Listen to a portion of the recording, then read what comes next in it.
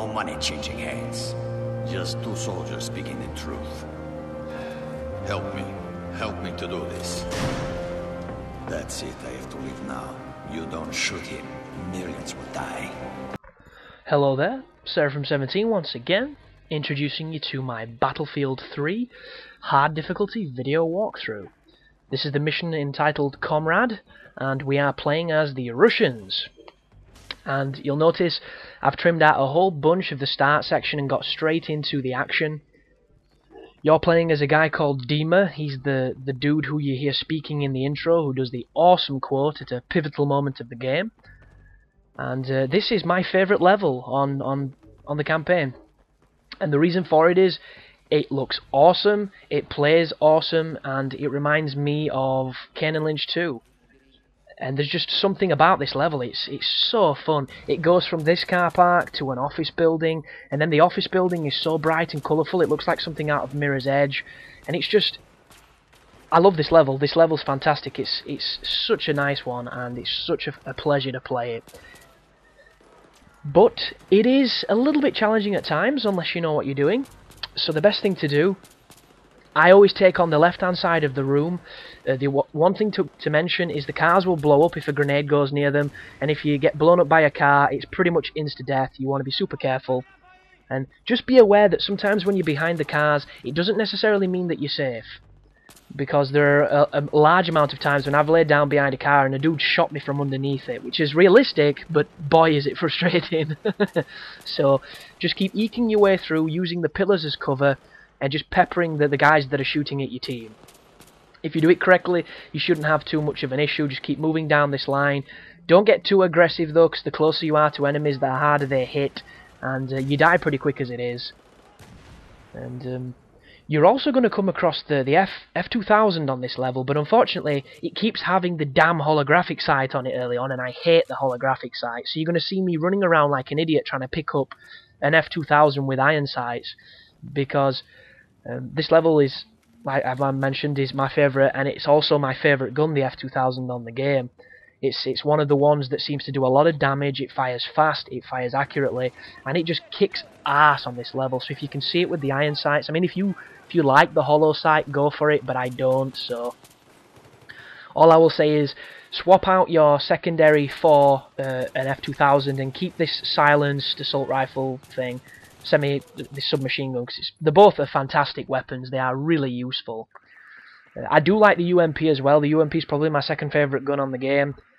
The only problem with it is its iron sights aren't quite as useful at long distance as the F2000s are. And wow, God, I'm so close to dying right then. But you've just got to be careful, and you've got to pray not to die. Use your prone as effectively as you can, and just keep pushing through this area, using cover, and peppering dudes. What's going to happen here that's quite interesting is once you... Oh, I'm on fully auto there. Turn it down, boy. Back to single shot. Once you kill a bunch of guys on this section, a ton of them are going to spawn from that entranceway there, and you can kill all of them before they even get close to you, which is really useful as long as you know where they're coming from. And over there is two guys with, I think, light machine guns that you want to pepper from a distance. I use that grate, and I use this car as cover because they can't quite see me and I can shoot them.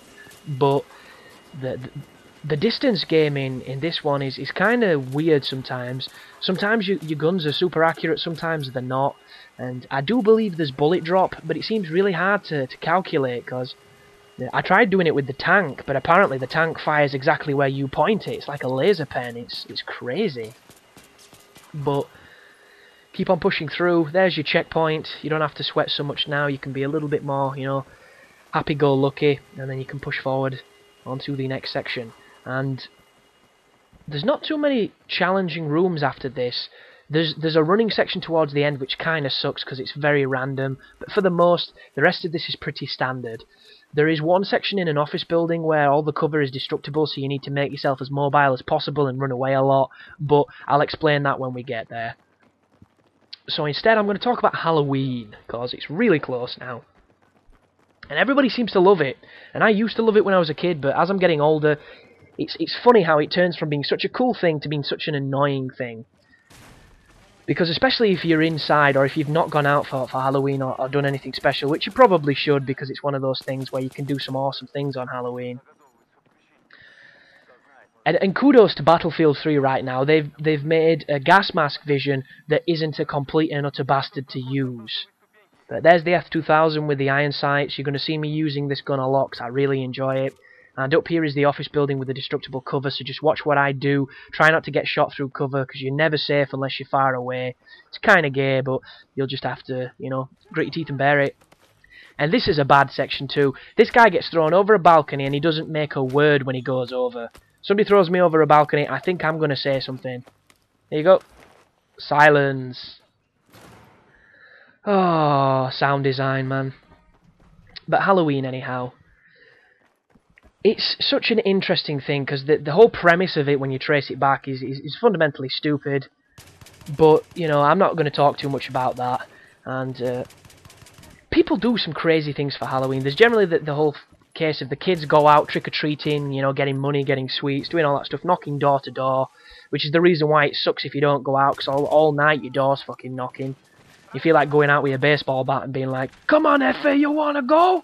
But you can't do that because they're all children and you'd end up going to prison. So there's that edge of it. Then there's the nightlife of dressing up as something ridiculous and going to the clubs and going out around the pubs and stuff and having some drinks, which is always fun. But you've got to get a costume and it takes forever. And it's like, oh, come on. And then you can go to these organised things that do specific Halloween-orientated activities. And there's a couple of them in England, a couple of really good ones. My girlfriend went to one that she thought was awesome. But the ones in America just look ridiculous, because America being America does everything bigger, badder, and more loud. So their Halloween stuff is no different. And they seem to do ridiculous amounts of stuff. And there's a guy on my friends list, he's an early subscriber, who's gone to America during Halloween. And he talks about how this one place in a certain state he goes to, they recreate scenes from movies. And this year or last year was apparently the barn or the house from Texas Chainsaw Massacre. And the people get full on dressed up in you know, Hollywood quality makeup and costumes. And they use actual chainsaws as props, which to me sounds ridiculous, because there's going to be so many fucking, you know, lawsuits that could get filed towards a dude actually using a real chainsaw to shit you up. And these people can do anything except for touch you. They can get all up in your space, they can make you feel uncomfortable, they can act as crazy as they want, but they can't physically touch you in any way. And it sounds pretty cool, because especially for somebody like me that's really disenfranchised and doesn't get scared by horror films or anything like that, because I've seen so damn many of them, it sounds like a really exciting thing to go to, but it probably costs a bomb, which is the thing that always holds me back, because I'm a poor student right now. But what are your guys' feelings on Halloween anyway? Do you think it's a completely redundant excuse for kids to do things they wouldn't normally do, like begging and stealing and vandalism? I mean, how do you feel? I don't really. It was cool as a kid, it's changed as I've grown older. That is definitely my sentiment right now. But this is the room where the walls will collapse all around you and you'll get shot when you're in cover. You need to be super careful, because only these photocopiers are the real cover. Everything else will demolish, and you just want to keep creeping around and hitting people from different directions. And you'll notice I'm running away as far as I can. Cover's getting destroyed around me. I'm a bullet away from dying, but I somehow stay alive. You've just got to be as evasive as possible. It's a cool level though, because it keeps you on your toes, and look how colourful it is. I love that lime green, it looks really nice, and just the pale whites and the glass, and this is a good looking game. And this type of environment is what I love about modern day first person shooters, because they take you into offices, they take you into streets, and that's my bread and butter, that's what I like. Stick me in a field with a bunch of tanks and I'm just going to be miserable, because I don't like World War II settings. It just fucking dulls me. And there's a level coming up towards the end of the game, which is my personal worst level on the game, because you're running through a field. That's it. It's like playing Operation. I sound like bloody Jonathan Ross. It's like playing Operation Flashpoint. It's just run across a giant field shooting dudes, and that to me is no different than, you know, than Farmville. And I know it sounds horrific to say that, especially if you're as passionately against Farmville as I am, but it's what it feels like. And just look at this level, and it looks like something out of Mirror's Edge. And Mirror's Edge was a good game, but it was also shit at the same time. It was one of those really, really weird, fantastic ideas that was implemented pretty poorly, but still had, you know, a lot of things to merit. Anyhow, this is I assume the French Stock Exchange room or something. And the best way to tackle it, I found, is to go towards the left. You can sneak up on those first two guys. Look at this gun, I love it, man. Then you can push down to this circular desk, and then just round it is him, and two of his buddies over there. That guy doesn't want to die. Guys like Zaz. And you can just eke your way around the corners and clean them up while they're focusing on your teammates.